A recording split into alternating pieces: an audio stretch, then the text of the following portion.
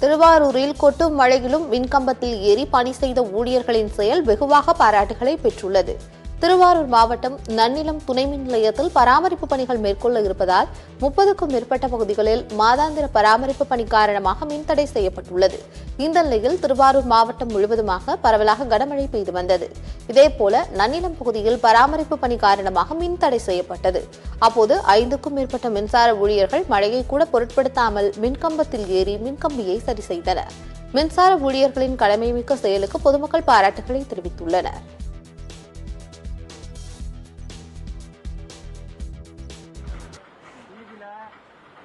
மழையிலையும் அவங்க விடாம அவங்க பணியை வேலை பார்த்துட்டு இருக்காங்க பாருங்க.